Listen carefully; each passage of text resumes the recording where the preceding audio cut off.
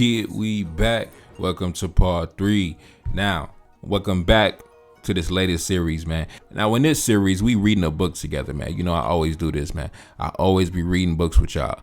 Now, in this one, we reading the biography of King Henri Christophe, man. The latest biography that hit the streets. We reading it together. I believe this book came out in 2023. And the great ancestor been dead for 223 years. So we gonna pay homage to his legacy in this series. And I'm gonna read this book with y'all, my live reactions, y'all getting into it. Start from chapter 1, man. Start from part 1 so everything makes sense. There's no confusion. Now, in part 1, we discuss his origins, his upbringing, where did Christophe come from, right? Yeah, we know he's a military veteran in 2 revolutions, established the most successful black state in the history of the Western Hemisphere, but we discuss his origins in part 1. In part 2, we start to get into the action, right? The beginnings of the Haitian Revolution, right? Those first encounters. How was it back in the year 1791, 1792, 1793? That's where we left off at. Now, we're going to get back into it, man. Not wasting no time. Let's go. After their sweeping successes in 1793, the British in Saint-Domingue were now overextended and undersupplied of both food and soldiers. The Artibonite Valley had been ravaged by fighting and drought, and actions like Christophe's ambush led to a severe food shortage among the British in Saint-Marc. Disease was also to be an important line of defense for the defenders of the revolution. Around a quarter of the 1,300 troops in the city were permanently hospitalized. The British were fighting to restore slavery in Saint-Domingue, but their ranks were constantly thinned by yellow fever and malaria, which were first brought to the colony in the bellies of the slave ships. Their position in Port-au-Prince was even worse. The city was regarded by many colonists as having an unhealthy atmosphere and had been captured when the tropical rains provided plenty of stagnant pools for disease-carrying mosquitoes to breed in. By the end of 1794, 1,000 British soldiers had been buried in the city, and barely a third were fit for active duty. The longer the occupation went on, the higher the casualty list climbed. By the time the war was over, Britain's losses would range somewhere between 50,000 to 70,000 men. The British politician Edmund Burke noted that the army had been fighting to conquer a cemetery. For all of its enemies' woes, the Republican side was also perpetually short of material. Louverture's soldiers were accomplished, he told Laveau, but were naked like earthworms, surviving on basic rations of plantains and saltfish.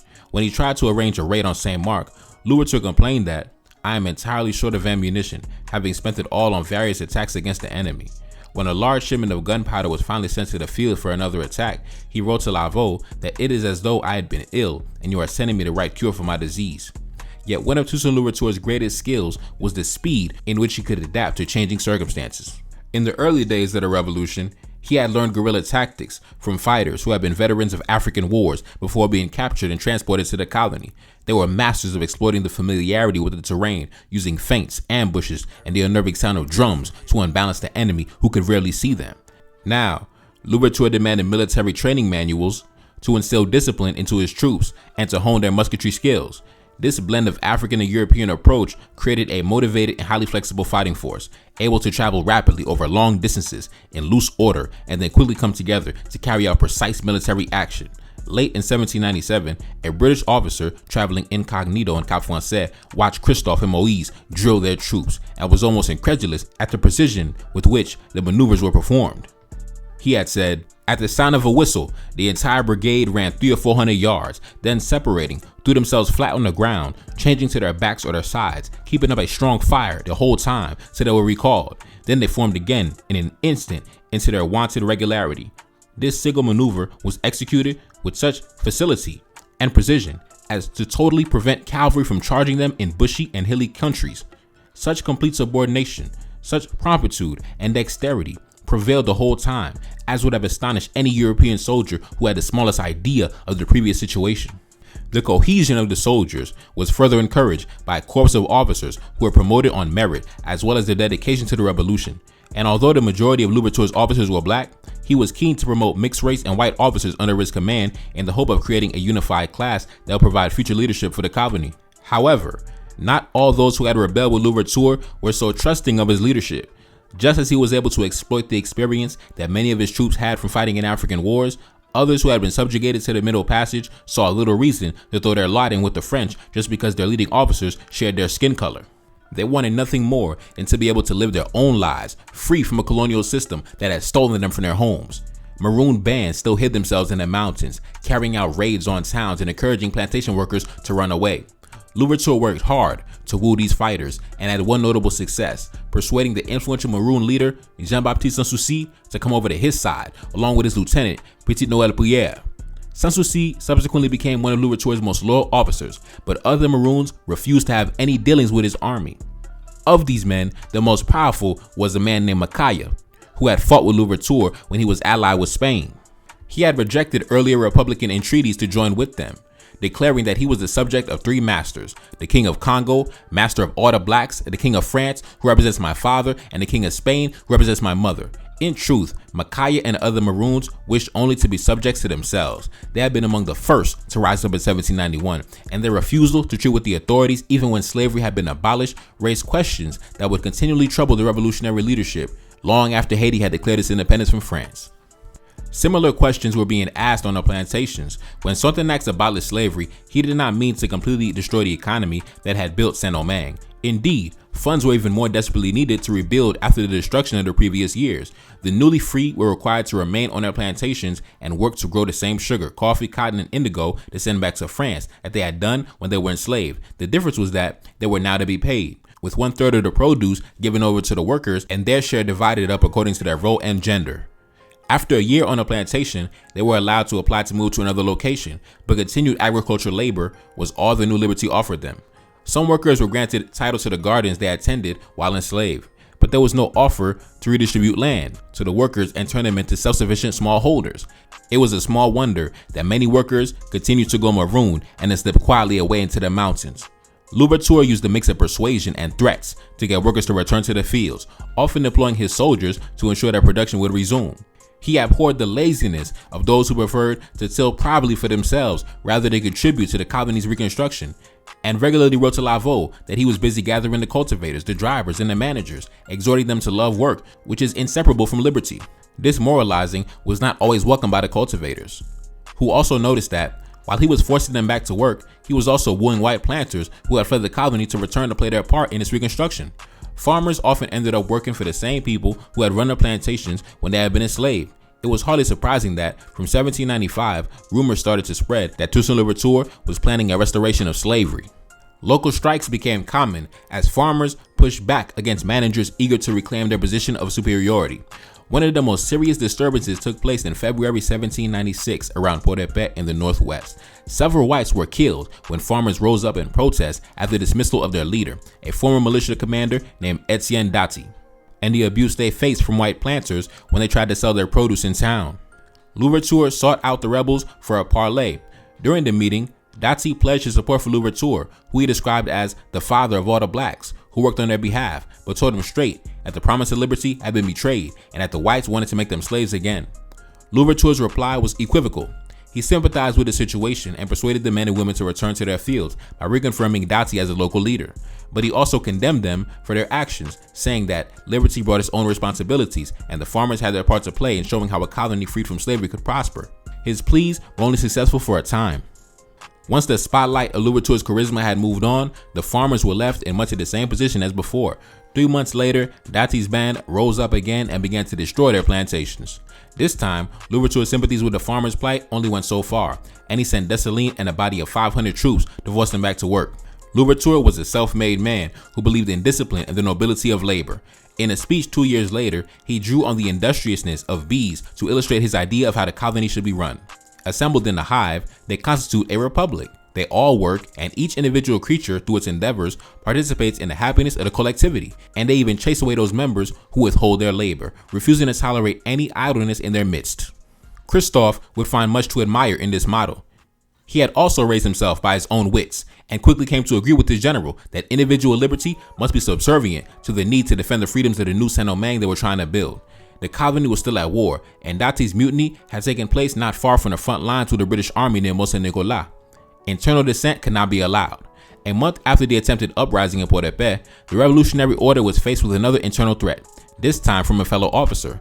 The free-colored community in Cap-Français had begun to chafe under the new system, seeing themselves as being passed over for opportunities under Laveau, who preferred to promote and reward the newly freed men who had been recently enslaved rather than those who had been free before the revolution and who enjoyed more status and wealth.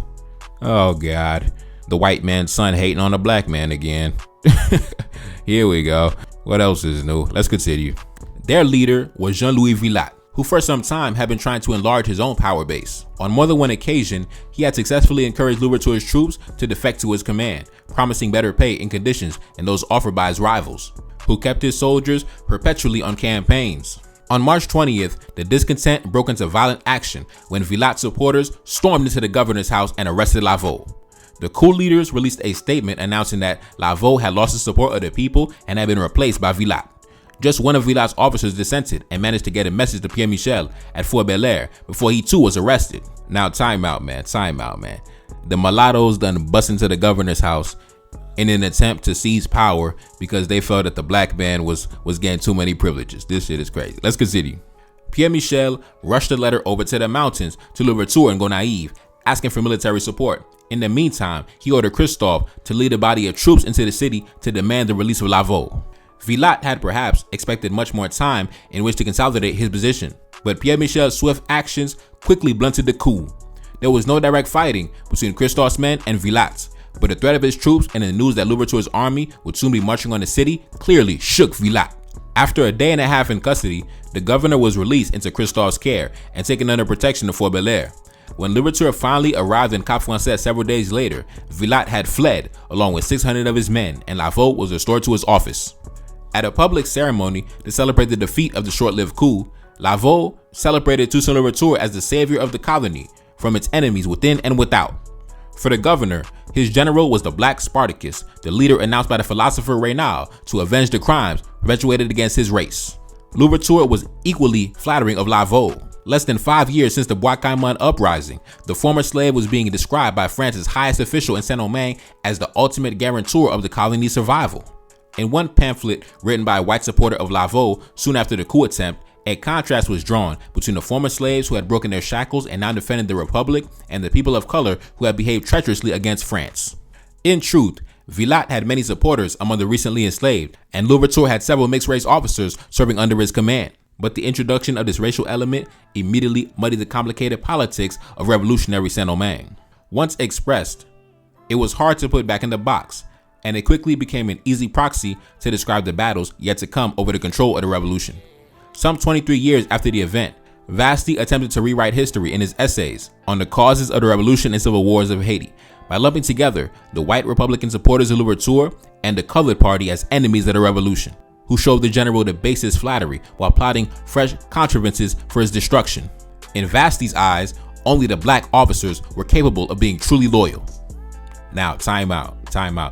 It's crazy because Vasti himself, like I mentioned before, he was a mulatto, but deep in his soul, he looked at himself as a black man, like an African man. So, that was a fact. Vasti did believe that, listen, we got to get behind the black man. We got to get behind Christophe. We got to get behind Dessalines. We can't trust these dudes with white fathers, even though Vasti himself had a white father, but yeah, that's crazy, man. Let's continue. Christophe was one of those whose loyalty was rewarded. For his action in defending Lavaux, he was promoted to the rank of colonel and given command of his own troops at Petite Anse, guarding the eastern flank of Cap Français and the surrounding northern plains. It was a very different Saint-Domingue that Sonthonax returned to in May 1796. He and Poverel had been recalled to Paris to account for their actions after general emancipation had been declared. For nearly 2 years, the European wars meant that France had paid little attention to the colony, but now he came back as part of a new civil commission to put affairs more firmly in the direction of the metropole. When Sonthonax had departed Saint-Domingue in 1794, Louverture had only just abandoned Spain in favor of the French, and the two men had never met. It was immediately clear that there would be a struggle between them for political power. Despite the pledge of brotherly love and a belief in racial equality, the highly educated Sonthonax could not stop himself from patronizing Louverture. He was suspicious of Louverture's commitment to republicanism, partly on the basis of his strong Catholic faith and partly on innate belief that Africans could only imagine being ruled by a king. Where Lavaux had been happy to trust Louverture's well-proven military acumen, Sonthonax now insisted on interfering in military affairs, despite having no army experience. In the north, he saw conspiracies where none existed, and even attempted to order the arrest of Pierre Michel, who had held the line against Villatte. While in the south, he alienated General Rigaud, who he suspected of encouraging the very same coup. The opportunity for Louverture to restore what he deemed to be a more appropriate balance of power came a few months later when elections were organized to send new representatives to France. Both Lavaux and Sonthonax were persuaded to stand. Louverture believed that Lavaux would be a passionate defender of Saint-Domingue, while Sonthonax likely decided that he would better serve the revolutionary gains he had helped give birth to from Paris. Despite the tension between him and Louverture, he was happy to accept the general's help in getting himself elected. The assistance that Louverture lent was not subtle. The elections were held in Cap Français, where Pierre Michel broke local ordinances by riding through the city with a large body of armed horsemen to ensure that his citizens knew who held the balance of power. Christophe nominated himself as the chief elector of Petit Anse, attending the electoral meeting with so many soldiers in tow that they outnumbered those citizens who had a right to vote. God damn, they said Christophe showed up to the elections deep. They said Christophe showed up with the squadron. God damn. Let's continue. Christophe's intimidating tactics went as far as instructing voters who they should cast their ballot for. A subsequent complaint to the Electoral Commission was ignored. At another meeting, it was alleged that former slaves who were not eligible to vote were given ballots with the names of Sonthonax and Lavaux already written in. After helping Louverture ensure the election of his preferred candidates, Christophe was back in the field to mop up the last resistance being offered by the general's former comrades. The region of Golivier in the mountains south of Cap Français was still home to Maroons who had pledged loyalty to Jean-François, who had spent the last year raiding the northern plains.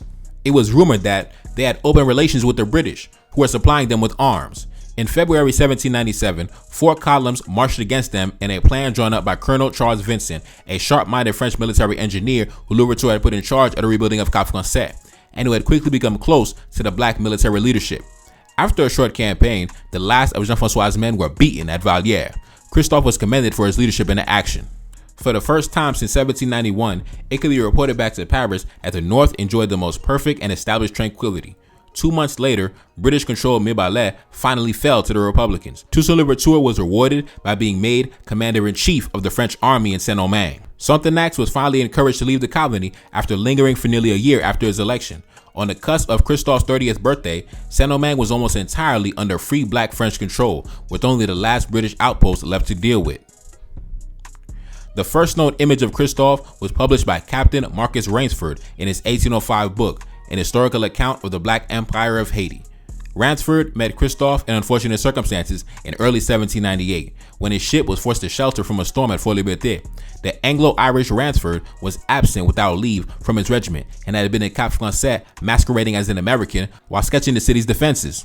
He was searched on disembarking and arrested as a spy. Christophe was summoned to oversee his trial, which was pictured in one of the book's engravings. Rainsford appears in chains, flanked by 2 black soldiers, while being questioned. General Christophe and Moise sat on his right hand. They interrogated me with the utmost discrimination and acuteness, appearing perfectly conversant with the nature of the business. Christophe's sharp mind was noted.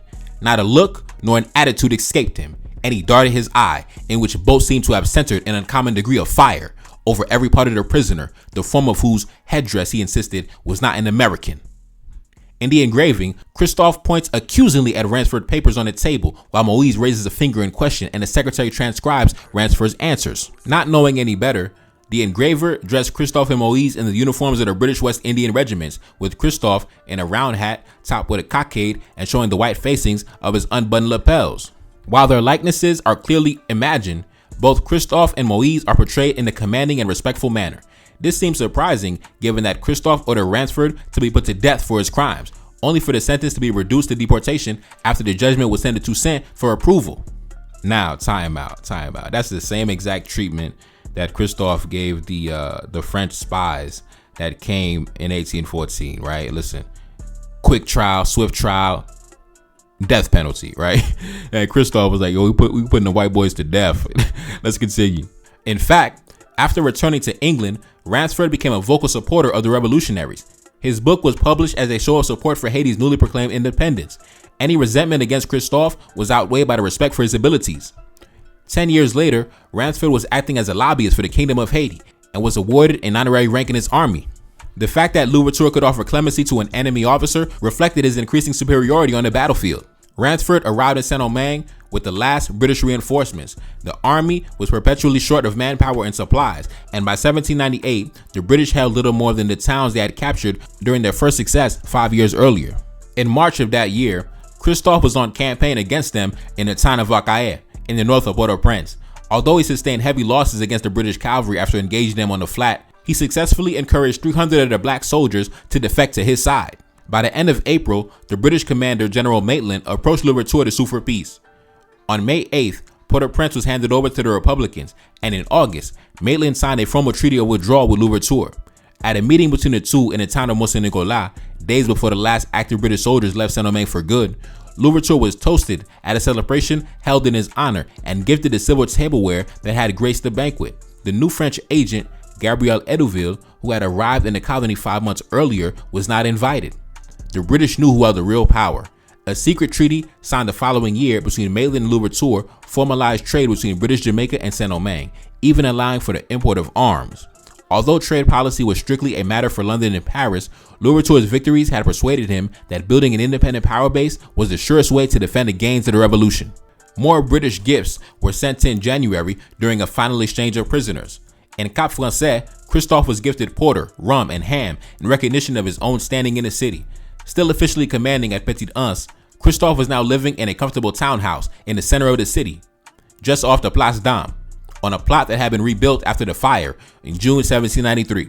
It was 5 blocks from the old site of the hotel and large enough to accommodate his growing family. On May 9th, 1798, the 5-year-old Ferdinand Christophe was joined by a sister who was christened Françoise Améthys. The Christophe family was prospering.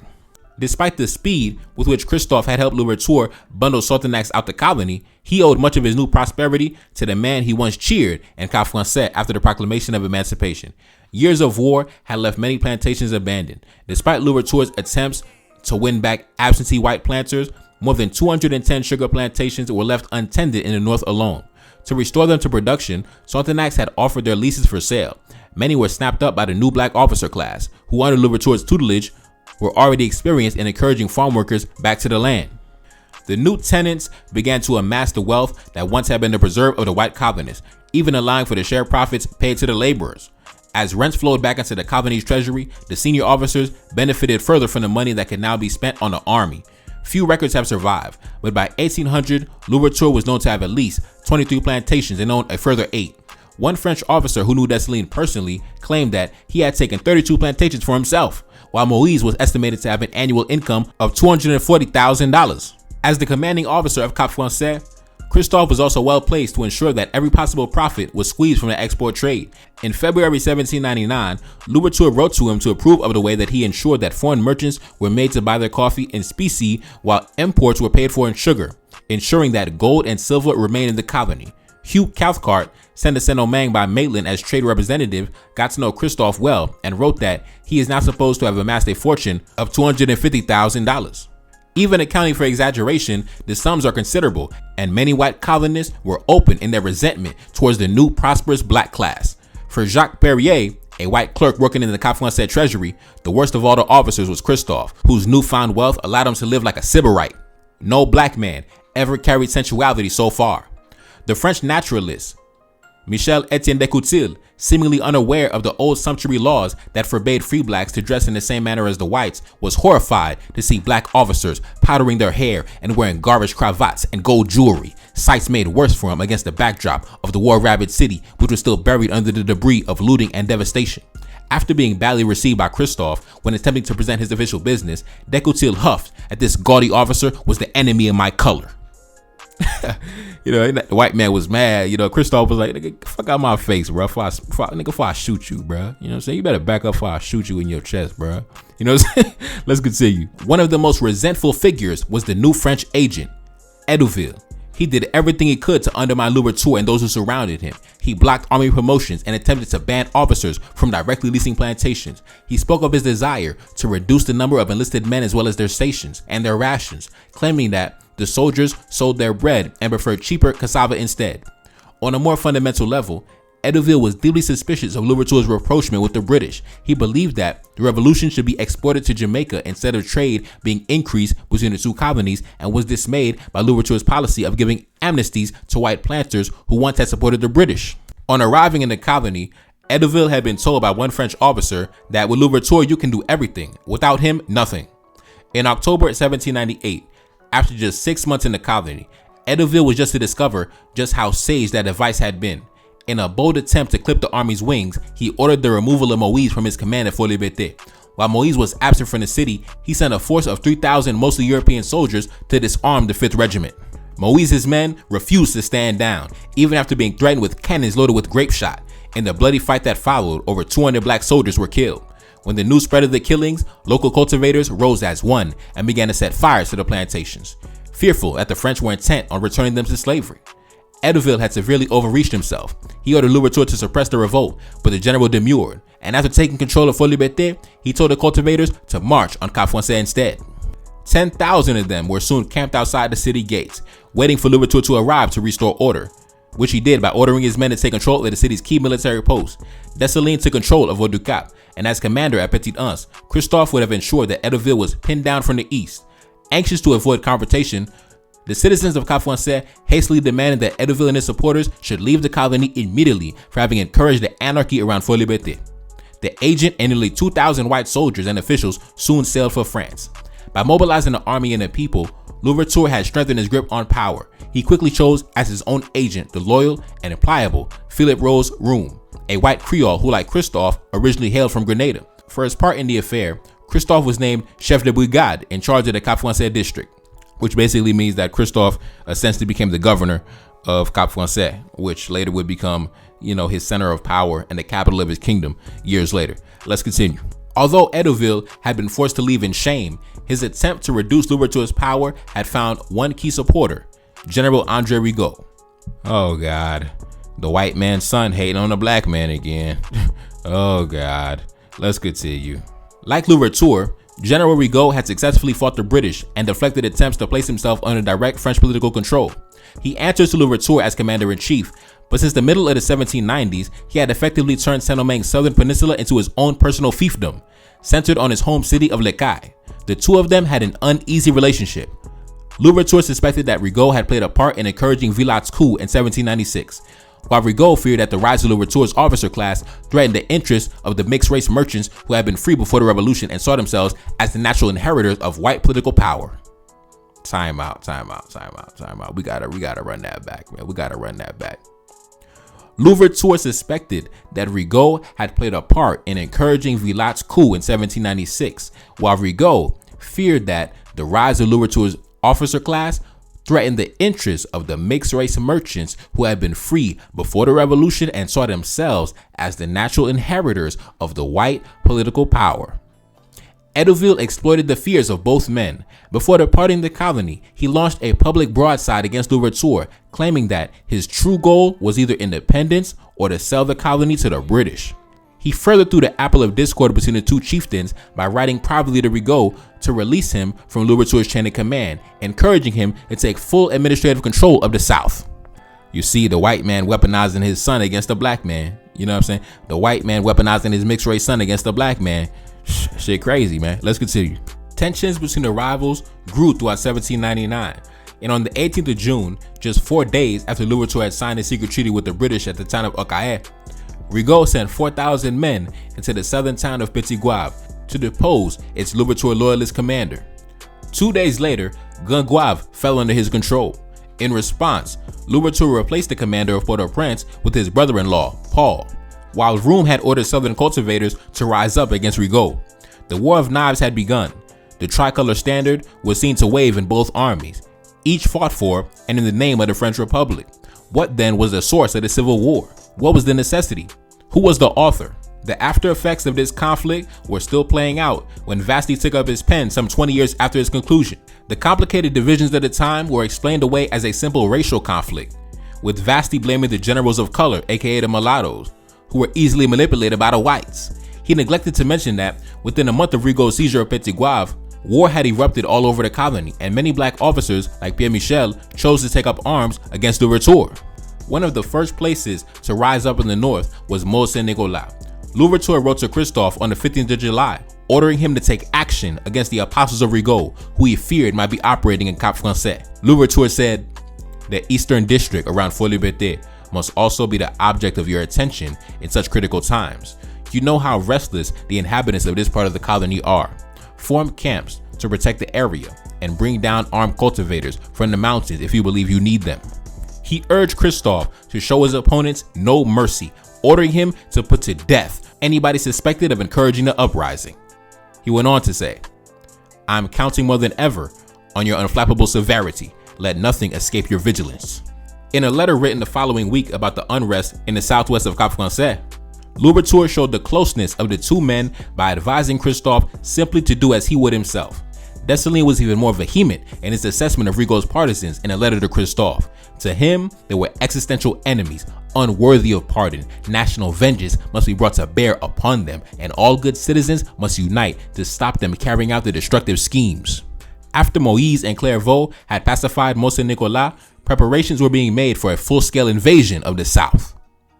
Edward Stevens, the American trade representative in Cap Français, estimated that the force Louverture assembled was 55,000 strong. It was comprised of two columns, one led by Dessalines and the other by Christophe. Moïse, who had been named commander of the Army of the North, remained in Cap Français to defend the North. Stevens regretted the decision, as Christophe had become a respected administrator in the city. He said, "I could rather have wished that this change had not taken place.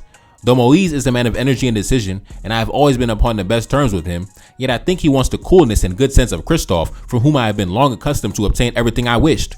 Louverture's decision to send Christophe a military campaign was recognition that while Moïse was the fiercer battlefield commander, Christophe's mind was more keenly attuned to logistics, a result perhaps of taking his education through the patrons of the hotel rather than in the fields.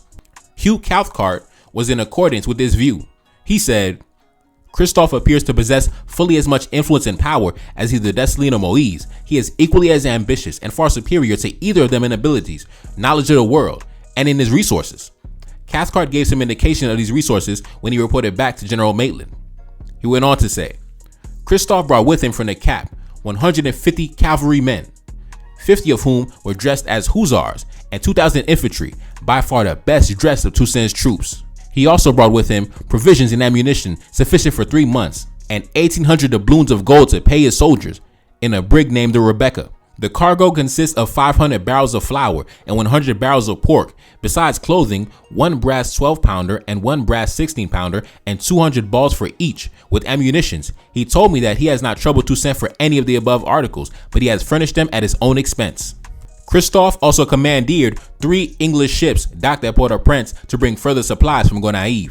When one of the captains objected, Christophe had him beaten, prompting Cathcart to complain to Louverture. Christophe was unrepentant. It was a trifling matter, he said, and the captain should count himself lucky. Had the master been a Frenchman and had conducted himself in such a manner, he would have ordered him to be killed. Time out, man. Listen, Christophe was the black man needs to get back in that mode, man. The black man needs to get back in that energy, man. You know, the black man needs to embody the spirit of Christophe, man. Let's continue.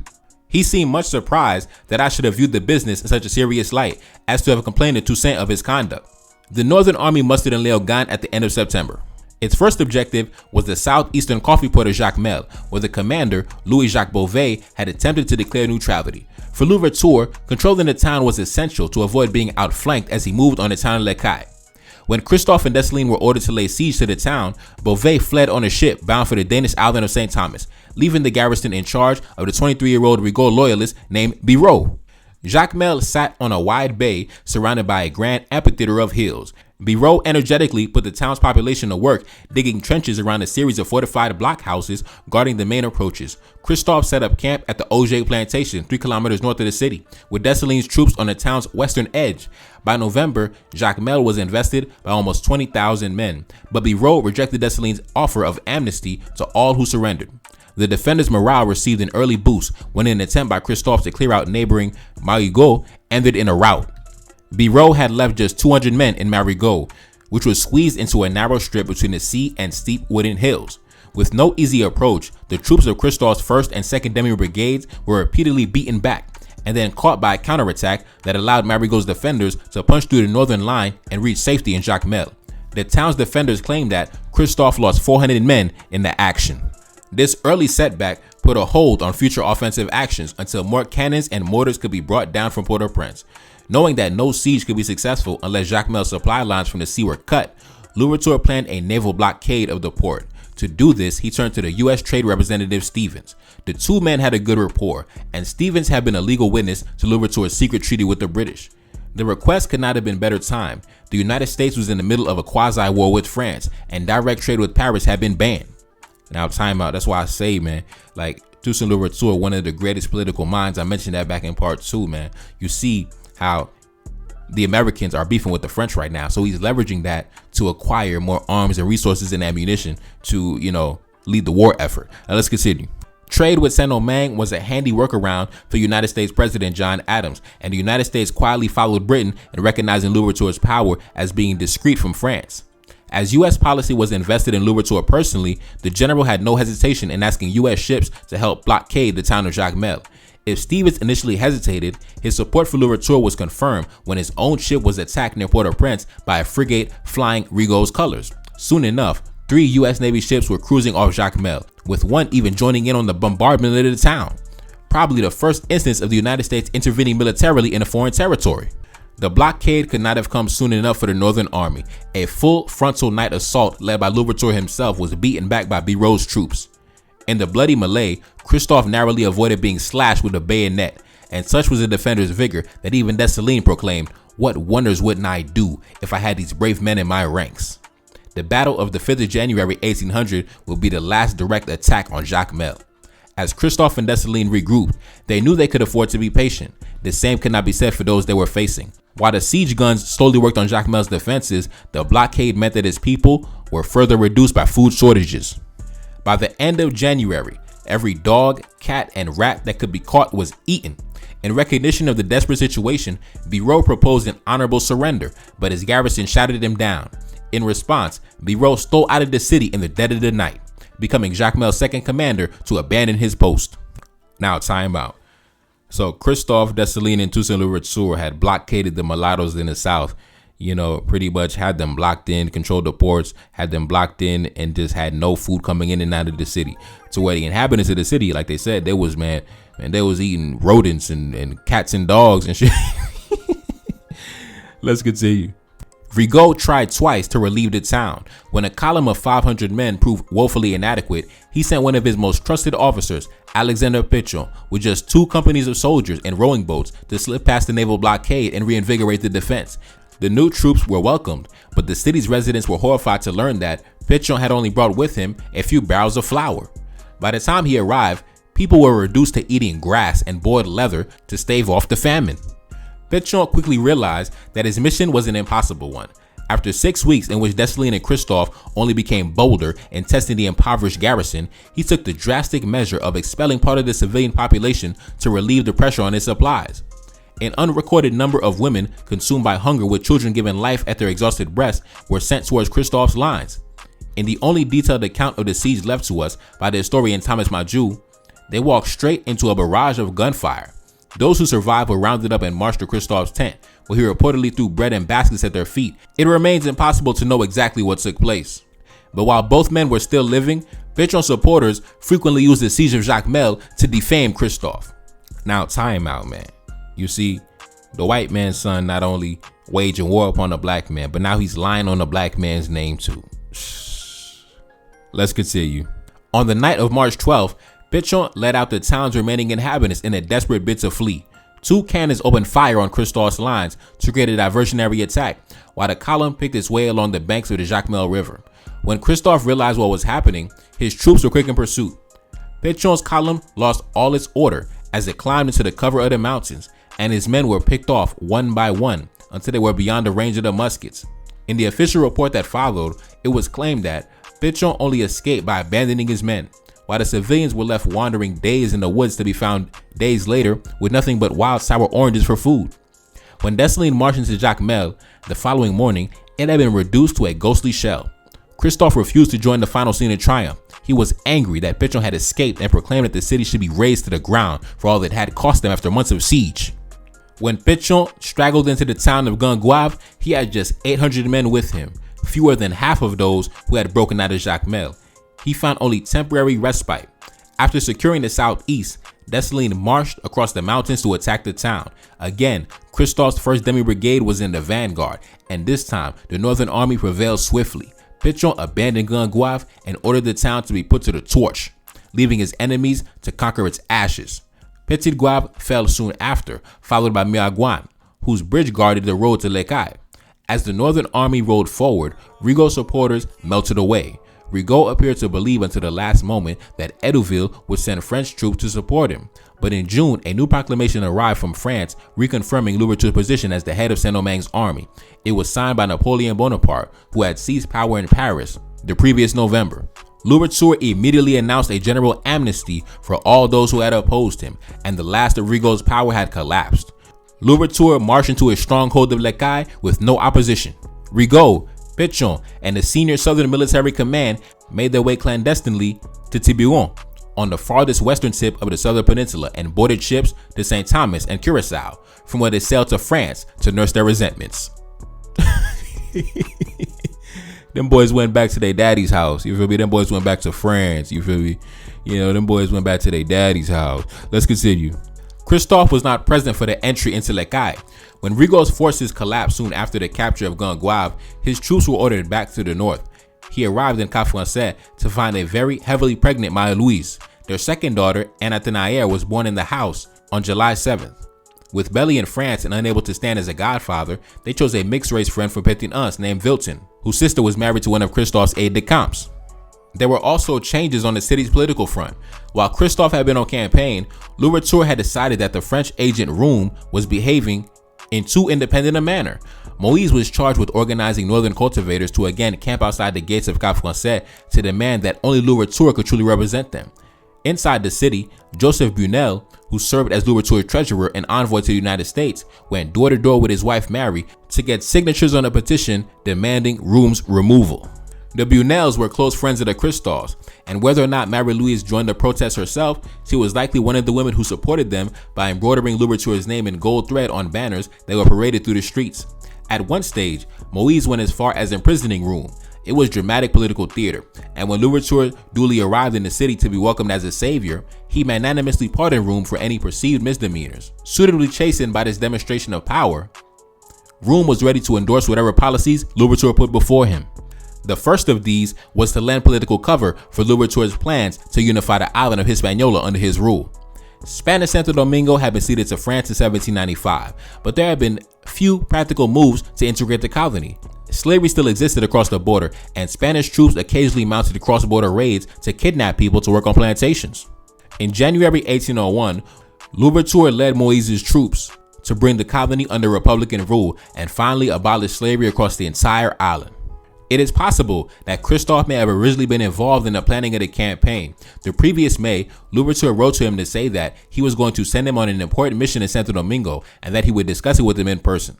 Unfortunately, no further paper trail has survived. And in the end, the only known support that Christophe gave to the campaign was to provide a number of artillery pieces from Cap Français to Louverture's armies. With Rigaud vanquished, Room tamed, and Santo Domingo under his rule, plus his excellent personal relations with the British and the Americans, Louverture's rule was undisputed. Born on a sugar plantation to enslaved parents, he had risen to become one of the most powerful and capable leaders in the entire French Empire. This final consolidation of power was celebrated with the new ranks he awarded his key officers. In February, Dessalines and Moïse were given the ceremonial ranks of division generals of the West and the North, while Christophe was promoted to brigadier general, retaining his special role as commander of Cap Français and the surrounding district.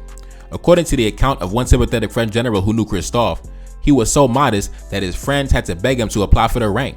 But Louverture was more confident in his officer and commended him for his particular role in defending the city against the internal threats carried by Rigaud's partisans. The events of Jacmel went unmentioned. Alright, man, we could stop part 3 right here. It's your boy Nefakari, that's Salim, back in the building, yes indeed. Cash App in the description. Support the album, man, support the album. Peace. No. Feel like I'm 75. Know that your team be full of them traders, you know that can never be mine. I'm grabbing a thought when I drive. I'm back in my zone and we on. She said that she ready to come be my wife, yeah, hoping I don't do her wrong. I gave her my word and it's wrong. I'm whipping the best like a lamb. I'm eating no chicken and lamb. Accustomed to call me the man. I never be up on the gram. I'm keeping that way undercover. She want me to tell her I love her. I told her I'm breaking the rules. I told her we making the news. Back in my city, they loving me. Standing alone, I'm a 100 deep. Enemy plotting and still in reach. They try to make sure that we underneath. Trying to make sure that we never make it. Coming for power, come get acquainted. Coming for everything that I wanted. Feeling like Drake, but I really wrote it. Feeling like Kendrick, I'm checking names. Gotta roll up while I go insane. Got so much stress, I been gained weight. Stuffing these racks in this Louis case. One thing for certain, I'm about to check. Keep it 100 and nothing less. Stick with the family since day one. Had to stay down till my day come. Had to stay down, but I'm never patient. Hop on the mic and I'm motivated. Hop on the mic and I drop a classic. Haters can't see me, they copping glasses. Back in the studio making magic. Got a new tape and it's in production. Back on my business, I got a budget. Staying low key when I'm out in public. Feel like I'm 75. None of your team be full of them traders, you know that can never be mine. I'm grabbing a thought when I drive. I'm back in my zone and we on. She said that she ready to come be my wifey and hoping I don't do her wrong. I gave her my word and it's bond. I'm whipping the best like a lamb. I mean no chicken and lamb. Accustomed to call me the man. I never be up on the gram. I'm keeping that way undercover. She want me to tell her I love her. I told her I'm breaking the rules. I told her we making the news. Making it news, making it news, breaking the rules, yeah, know that we making it